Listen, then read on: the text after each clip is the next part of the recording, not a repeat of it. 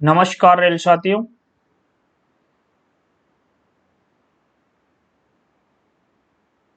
Office superintendent question paper के इस video में आपका स्वागत है।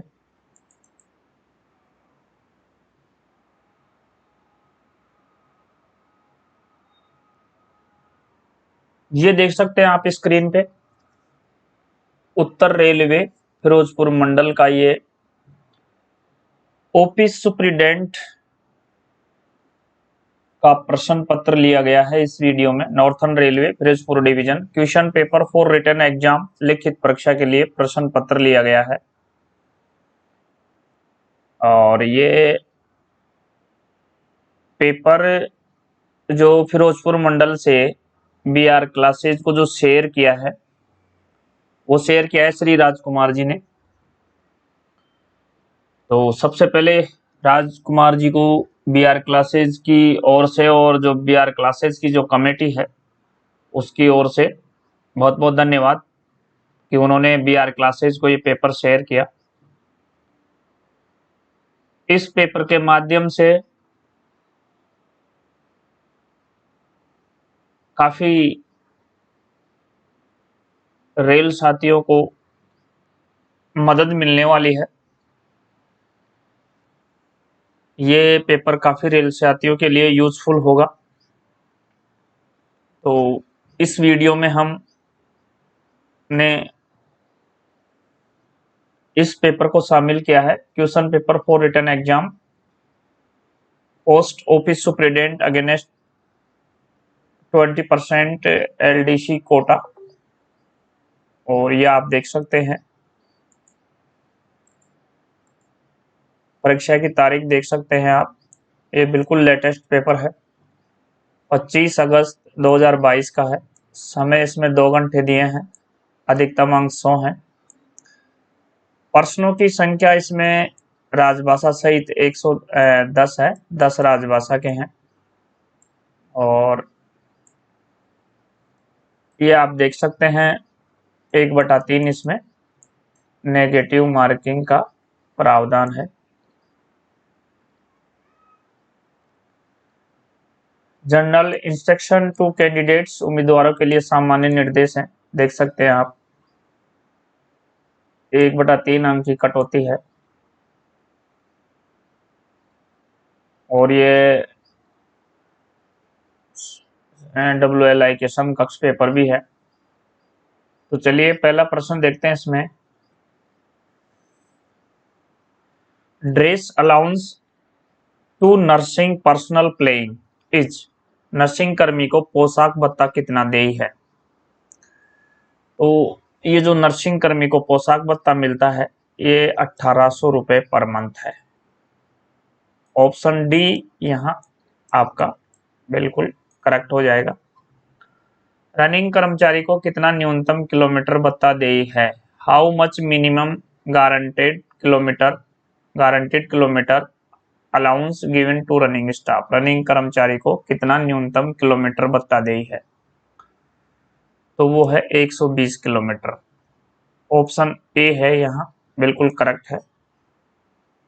प्रश्न नंबर 3 है, ad hoc promotion for non gazetted post can be ordered with the approval of, अराजपत्रित पद के लिए तदर्थ पदोन्नति का आदेश किसके अनुमोदन से किया जा सकता है?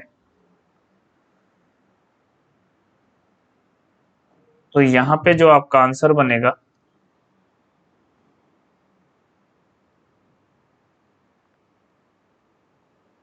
वो बनेगा PCPO, principal chief personnel officer. C answer. प्रति माह प्रति बच्चा प्रति माह शिक्षा भत्ते की प्रतिपूर्ति की राशि है। द अमाउंट ऑफ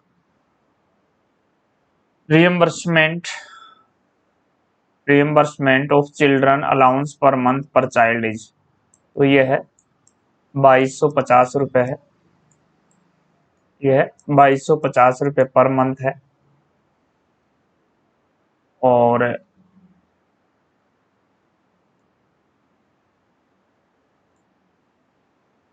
विकलांग के लिए ये डबल हो जाएगा, 4500 रुपये हो जाएगा, 4500 रुपये पर मंथ हो जाएगा।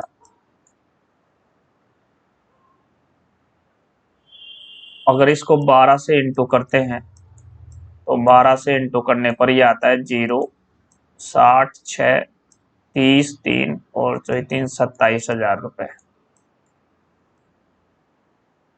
तो ये 27,000 रुपये आपके सालाना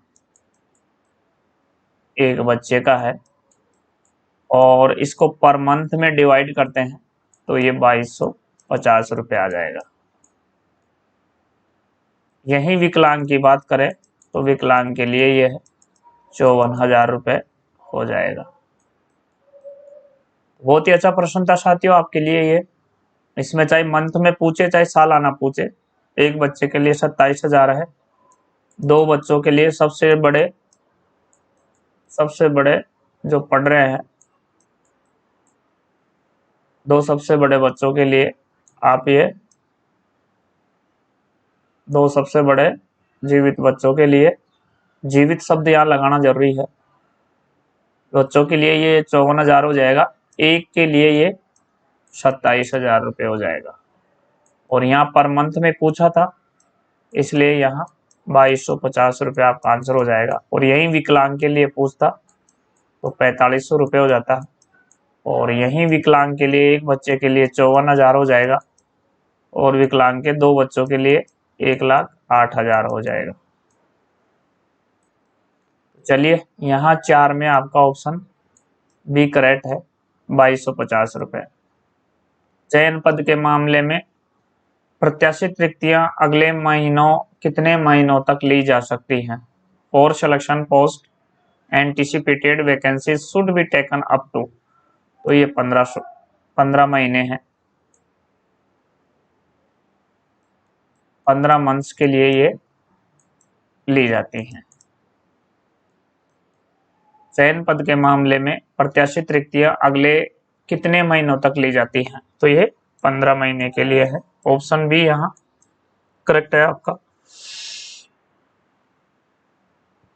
6 है, विच ऑफ द फ्लोइंग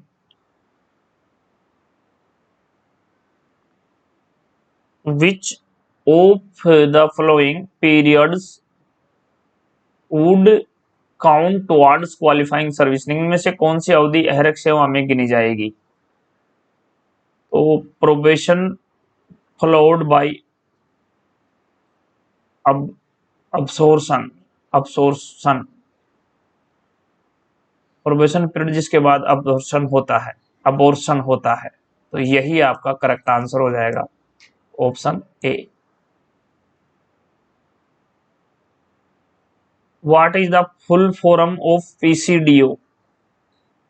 पीसीडीओ की यहाँ फुल फॉर्म पूछी है, तो पीसीडीओ की यहाँ पीरियोडिकल, सी से कॉन्फिडेंशियल, डी से डेमी और ओ से ऑफिशियल। तो यहाँ बी ऑप्शन आपका करेक्ट है। What is the full form of PCDO? तो पीसीडीओ के लिए पीरियोडिक, सी के लिए कॉन्फिडेंशियल और डी के लिए डेमी और ओ के लिए ऑफिशियल। तो ऑप्शन बी आपका यहाँ करेक्ट हो जाएगा। प्रश्न नंबर 8 है, if the day of superannuation of a railway employee falls on a Sunday which is closed for office, then he is assumed to relinquish charge on। यदि किसी rail कर्मचारी की सेवानिवृत्ति का दिन रविवार को पड़ता है तो कार्यालय के लिए बंद रहता है, तो ये माना जाता है कि वह किस दिन कार्यभार छोड़ देगा?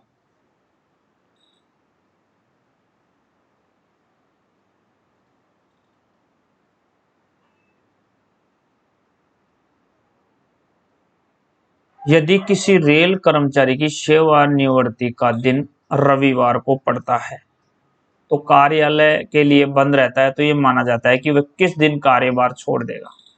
तो वो afternoon of the actual day of superannuation, सेवानिवृत्ति के वास्तविक दिन की दोपहर में वह कार्यभार छोड़ देगा। तो यहाँ जो आपका ऑप्शन बी बनता है वो करेक्ट आंसर है, ऑप्शन बी यहाँ आपका करेक्ट आंसर हो जाएगा।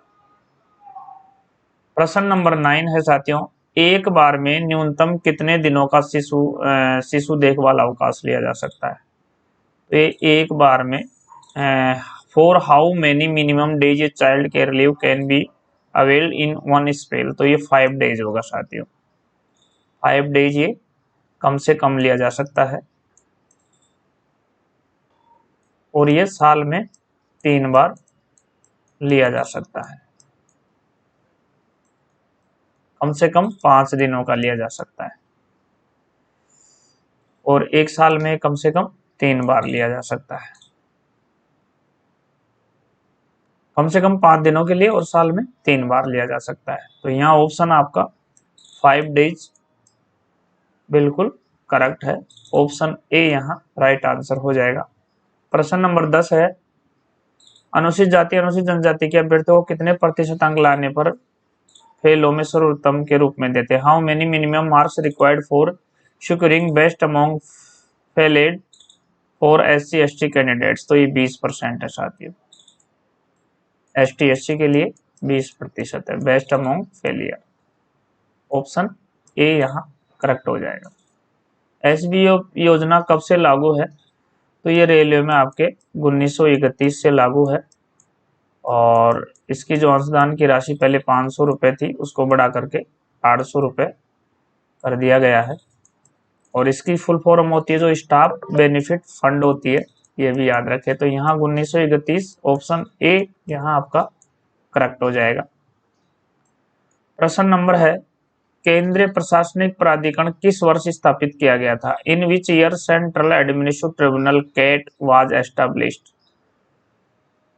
तो ये आपके सेंट्रल एडमिनिस्ट्रेटिव ट्रिब्यूनल होता है, हिंदी में इसको केंद्रीय प्रशासनिक प्राधिकरण कहते हैं और ये 1 नवंबर 1985 को 1 नवंबर 1985 को स्थापित किया गया था। तो यहाँ आपको ऑप्शन ए हो जाएगा और इसकी जो प्रधान पीठ है वो न्यू दिल्ली में है। न्यू दिल्ली प्रधान पीठ है जो नई दिल्ली में है। ये इसलिए स्थापित किया गया था साथियों की जो सरकारी कर्मचारी हैं उनके जो विवादित मुद्दे हैं उनका तीव्र गति से समाधान हो, इसके लिए कैट की स्थापना की गई थी और इसमें जो फीस रखी गई थी वो 50 रुपये रखी गई थी। ये भी प्रश्न पूछा जाता है इसलिए याद रखें। 1 नवंबर 1985 को ये स्थापित किया था। इसकी प्रधान पीठ है जो नई दिल्ली में है। तो यहाँ पे जो आपका आंसर बनेगा वो 1985 बनेगा, ऑप्शन ए। प्रश्न नंबर 13 है, किस नियम के अंतर्गत अनुशासन एवं अपील जांच करना अनिवार्य नहीं है? तो ये रूल नंबर 14 में अनिवार्य नहीं है, ध्यान रखिएगा। यहाँ ऑप्शन बी है। इसके तहत सीधा रिमूव फ्रॉम सर्विस कर दिया जाता है, कोई जांचबीच नहीं होती, कोई छानबीन नहीं होती। Rule number 14। किस नियम के अंतर्गत अनुशासन या अपील जांच करना अनिवार्य नहीं? Rule number 14। Conducting discipline and appeal rule 1 October 1968। Inquiry is not mandatory under which of the following rule? तो ये ऑप्शन बी आपका यहाँ करेक्ट है, 13 में बी। RRC किसके प्रत्यक्ष नियंत्रण में कार्य करता है? रेलवे रिक्रूटमेंट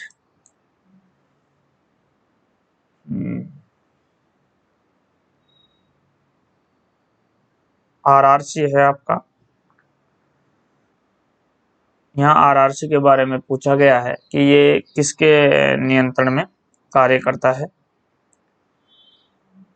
तो यहाँ आपका जो फर्स्ट ऑप्शन है वो दे रखा है रेलवे बोर्ड, दूसरा है railway recruitment board in the jurisdiction of the railway, PCPO of the concerned railway, none of this।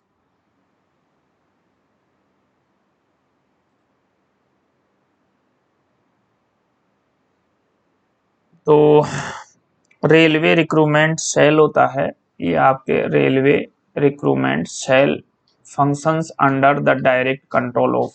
Railway recruitment cell होता है जो आपके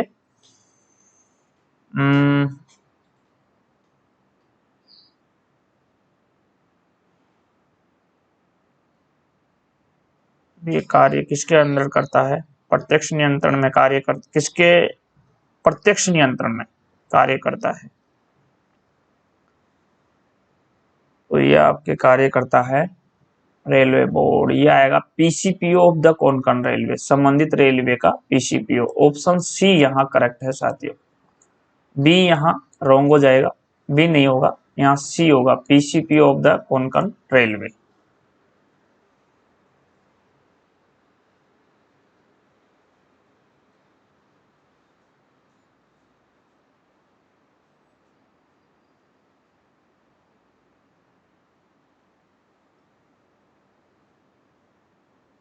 चौदह में सी। चलिए आगे बढ़ते हैं। दिव्यांग अभ्यर्थियों का भर्ती में आरक्षण प्रतिशत कितना है? तो ये पहले 3% था जो आपके ऑप्शन ए में दे रखा है, लेकिन अभी इसको 4% कर दिया गया है। तो यहाँ ऑप्शन बी आपका करेक्ट हो जाएगा।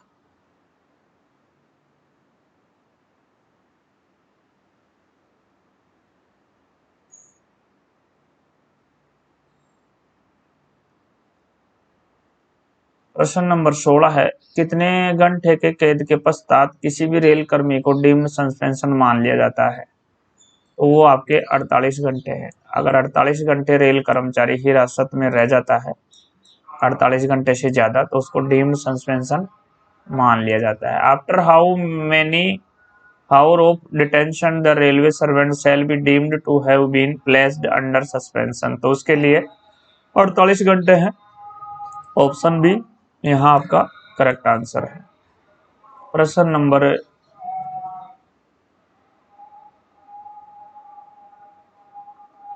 9,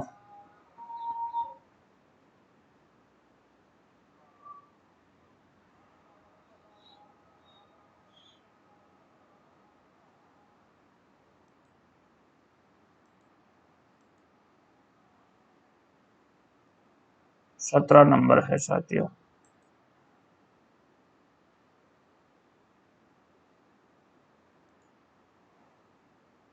सत्रह नंबर आप देख सकते हैं। मान्यता प्राप्त ट्रेड यूनियन ऑफिसर बियरर को एक समय में डीएआर मामलों में बचाव पक्ष के डिफेंस हेल्पर के रूप में कार्य करने की अनुमति दी जा सकती है। At a time in how many discipline and appeal rule cases officer bearer of trade union can work as defence helper?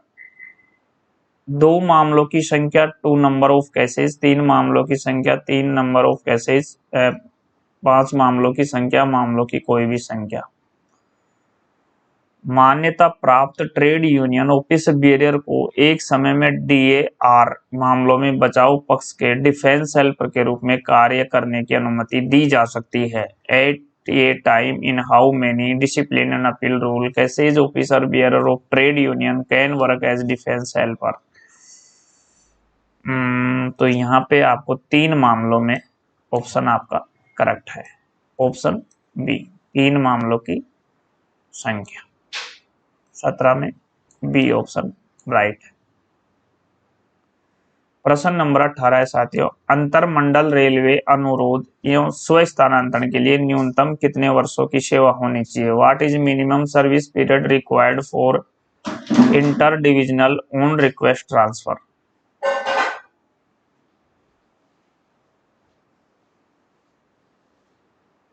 अंतर मंडल रेलवे अनुरोध स्व स्थानांतरण के लिए न्यूनतम कितने वर्षों की सेवा होनी चाहिए? What is minimum service period required for interdivisional on request transfer?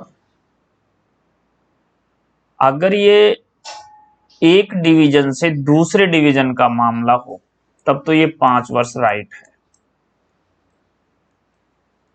तब तो ये 5 वर्ष राइट है। लेकिन यहां inter divisional on request transfer की बात हो रही है, तो उस हिसाब से देखें तो ये तीनों ऑप्शन गलत है। यहां जो आपका ऑप्शन बनेगा वो इनमें से कोई नहीं, डी आंसर। अब चयन पदों पर पदोन्नति हेतु कितने उम्मीदवारों को बुलाया जाता है? How many member of candidate to be called for promotion to a non selection post. अचयन पदों पर पदोन्नति हेतु कितने उम्मीदवारों को बुलाया जाता है? तो ये यहाँ पे रिक्त पदों के बराबर बुलाया जाता है, ये आपको यहाँ ध्यान रखना है। ऑप्शन बी, रिक्त पदों के बराबर, equal to the number of vacancies. Option B यहाँ आपका करेक्ट आंसर है। प्रश्न नंबर 20 है, 70% कोटा के अंतर्गत ग्रुप बी में पदोन्नति हेतु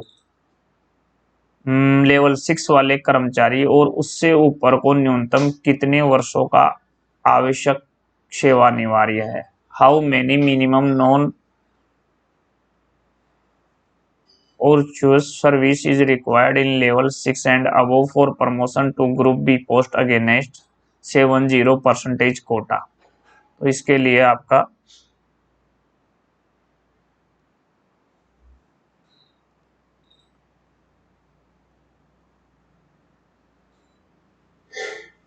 लेवल 6 न्यूनतम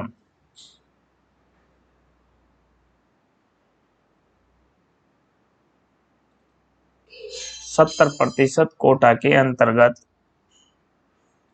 ग्रुप बी में पदोन्नति हेतु लेवल 6 वाले कर्मचारी और उससे ऊपर को न्यूनतम कितने वर्षों का आकस्मिक आवश्यक सेवा अनिवार्य है? 2 ईयर्स, 4 ईयर्स, 3 ईयर्स, 5 ईयर्स। तो यहाँ 3 ईयर्स हो जाएगा। Option B correct answer. संपूर्ण सेवा काल में कितने समय छुट्टी का नकदीकरण किया जा सकता है? Maximum how many times can leave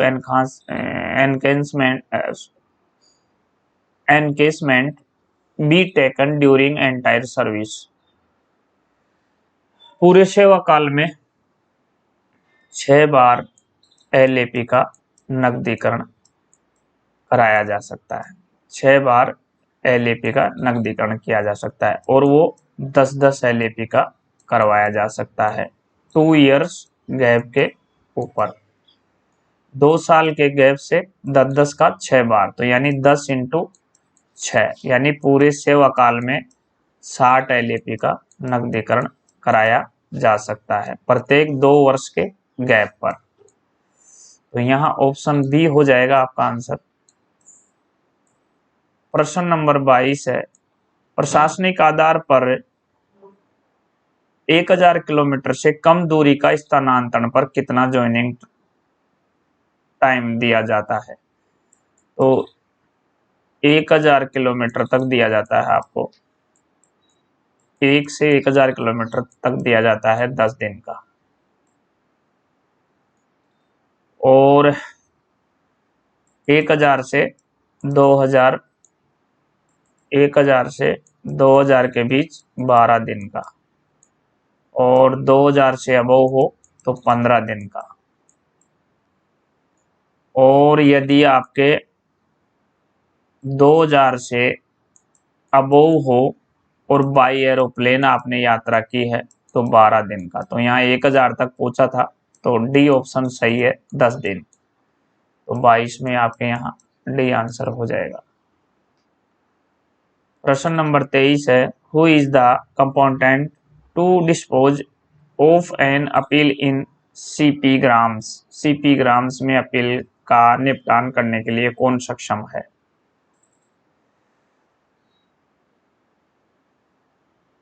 तो यहाँ पे additional general manager, AGM, additional general manager, अतिरिक्त जीएम महोदय। ऑप्शन बी आपका यहाँ करेक्ट आंसर हो जाएगा। प्रश्न नंबर 24 है, पेंशन के अधिकतम कितने भाग को सारांशीकरण किया जा सकता है? What is the maximum amount of pension that can be committed? तो ये रट लीजिए, इसका सीधा सट आंसर है 40%। इसमें कहीं कोई दिमाग लगाने की बात नहीं है, रट्टा मार लीजिए इसका, ऑप्शन बी।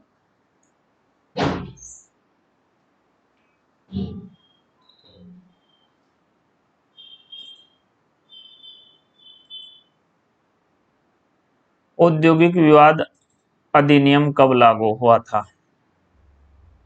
तो ये 1947 में लागू हुआ था। औद्योगिक विवाद अधिनियम 1947 में लागू हुआ था। तो यहाँ ऑप्शन सी आपका करेक्ट है। सूचना का अधिकार अधिनियम किस वर्ष पारित हुआ? तो सूचना का अधिकार 2005 में पारित हुआ था। ऑप्शन सी आपका यहाँ करेक्ट है। ये 15 जून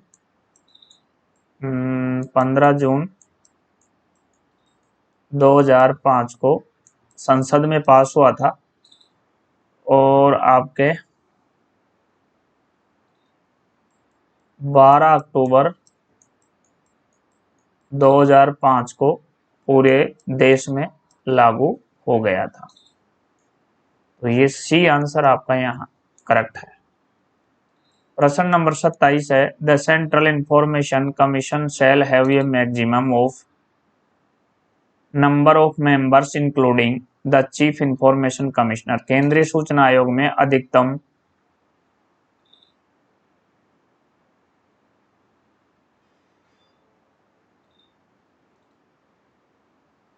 ग्यारह सदस्यों की संख्या होगी।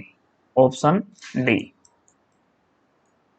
जिसमें मुख्य सूचना आयुक्त को मिला के यानी 10 + 1 बराबर 11। तो आपका यहाँ डी आंसर करेक्ट हो जाएगा।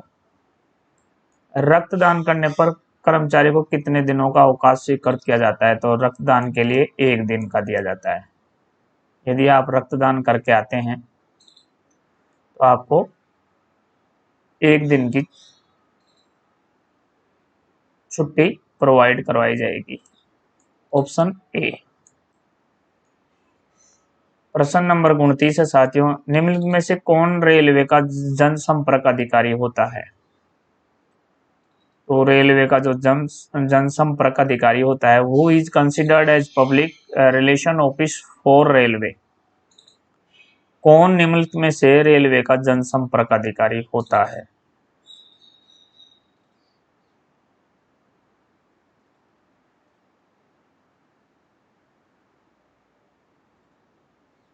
तो ये जो CPRO होता है,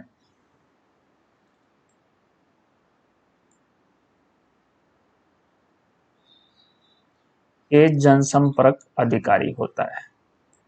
CPRO।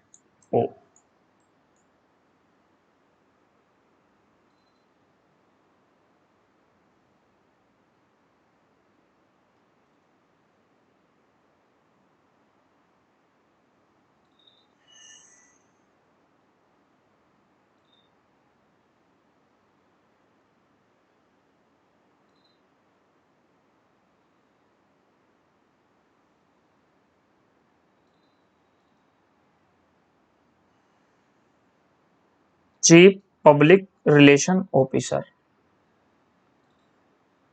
Chief public relation officer CPRO। Option A. प्रश्न नंबर 30 है, अनुशासन एवं अपील नियम के तहत कितने दिनों के अंदर अपील किया जा सकता है? तो वो 45 दिनों के अंदर अपील किया जा सकता है। With in how many days the appeal may be done under discipline and appeal rule? 1 October 1968। तो यहाँ ऑप्शन बी आ जाएगा आपका, 45 डेज राइट आंसर है।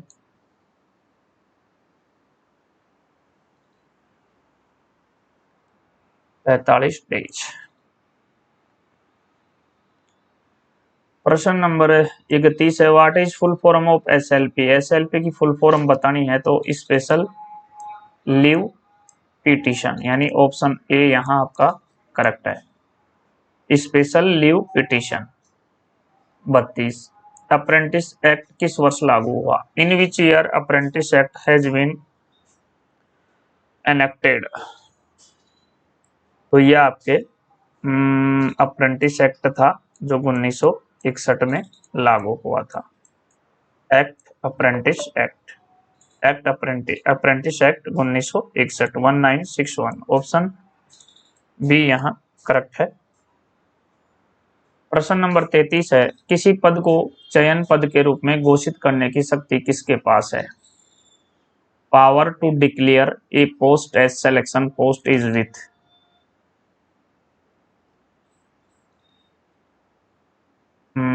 Power to declare a post as selection post is with.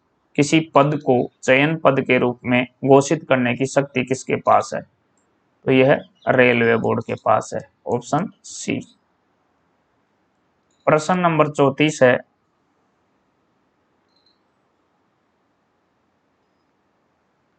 पद आधारित roster कब से लागू किया गया?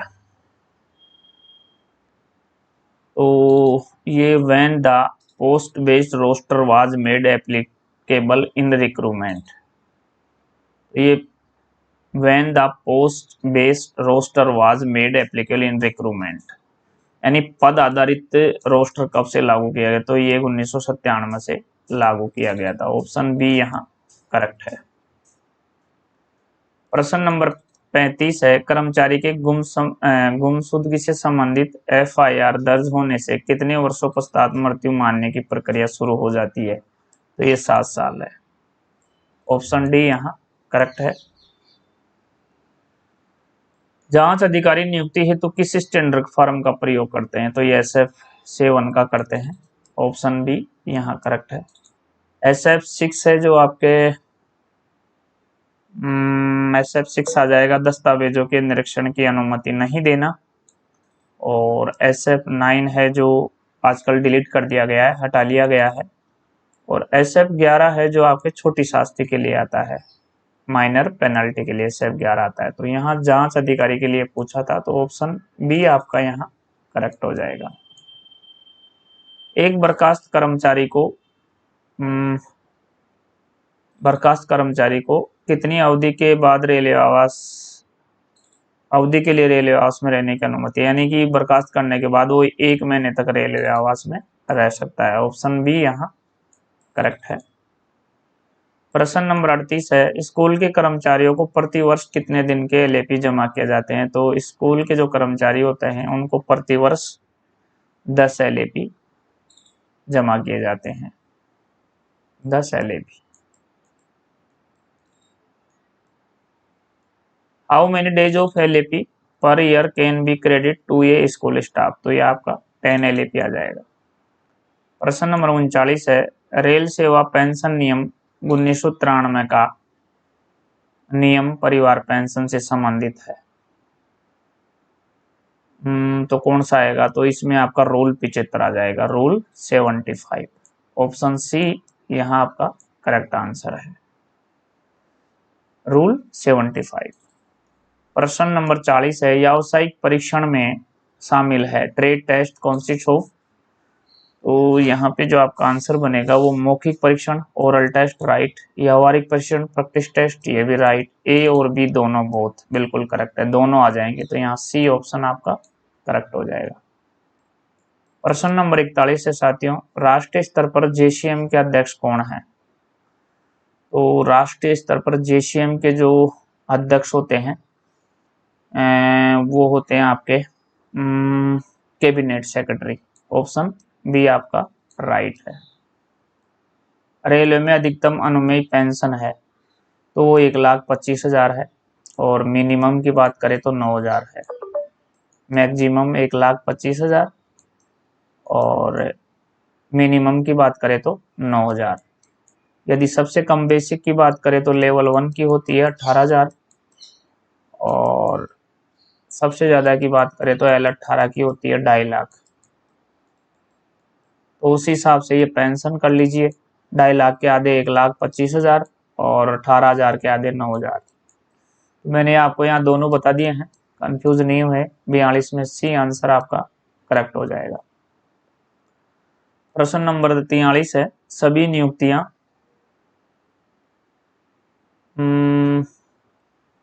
नियुक्तियां वर्ष के लिए परीक्षा विधि पर रखा जाएगा। All appointments will be made on provision 4 years, कितने वर्ष के लिए?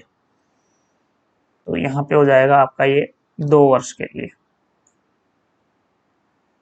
43 में बी, 43 में बी, सभी नियुक्तियां 2 वर्ष के लिए परीक्षा विधि काल पर रखी जाती है। यानी all appointments will be made on provision for 2 years। 44 है, वर्ष में 30 दिनों के लिए आकस्मिक छुट्टी, विशेष आकस्मिक छुट्टी सीमित है। 44 में आपका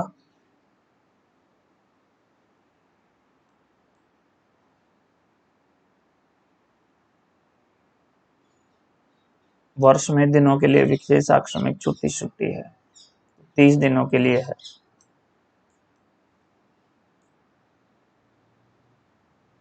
special casual leave SCL is limited two days in a year.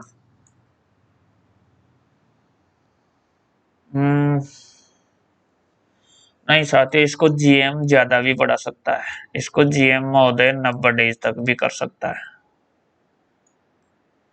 तो इस हिसाब से हम देखें तो यहाँ 30 भी गलत हो जाएगा, डी ऑप्शन यहाँ करेक्ट होगा। रेल कर्मचारी को सामान्यतः एक समय में अधिकतम औसत वेतन छुट्टी कितने दिनों की दी जा सकती है? तो वो है 180 दिन की, 180 दिन। ऑप्शन आपका यहाँ ए करेक्ट हो जाएगा।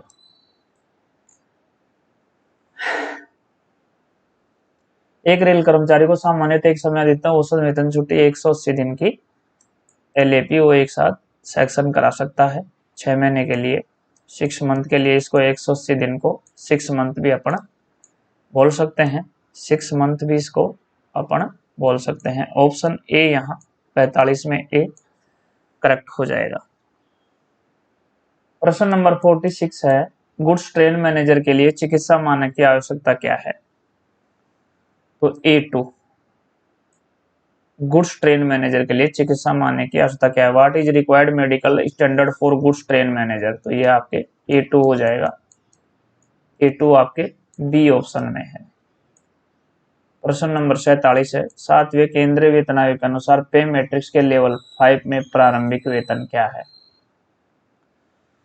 तो यहाँ आपके L1 का हो जाएगा 18,000, तो ये L1 का आ जाएगा 18,000, ये L1 का है। 29,000 L5 का है, 35,000 L6 का है और 44,900 L7 का है।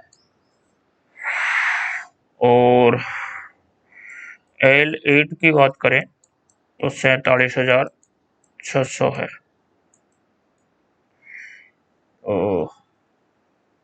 यहाँ पे 5 का पूछा था तो 5 का 29,200 करेक्ट हो जाएगा। ऑप्शन बी यहाँ राइट हो जाएगा।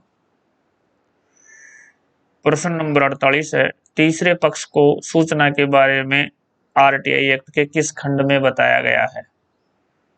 तीसरे पक्ष को सूचना के बारे में RTI right to information act के किस खंड में बताया? Which provision of RTI act discussed third party information? इसके लिए जो आपका आंसर है वो खंड 11 सेक्शन 11 में ऑप्शन सी यहाँ करेक्ट हो जाएगा। प्रश्न नंबर 49 है, किस नियम के तहत मूल वेतन का निर्धारण किया जाता है? तो ये आपका जो होता है वो 13-13 FR 22A होता है, FR 22A। ये आपके ऑप्शन डी में है। 50 नंबर है साथियों, आवर्स ऑफ एम्प्लॉयमेंट रेगुलेशन, दिए गए वर्गण के विरुद्ध अपील किए जाने की समय सीमा क्या है? तो ये 90 दिन है साथियों, 43 डेज।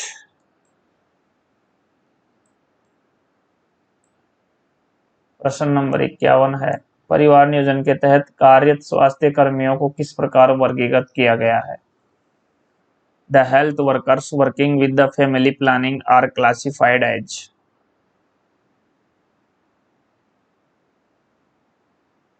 तो ये आएगा आपके the health workers working with family planning are classified as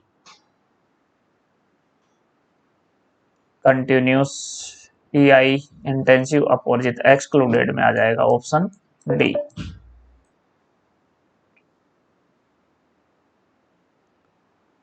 option D. रेल सेवा आचरण नियम के किस नियम के तहत उपहार लेना और देना वर्जित है?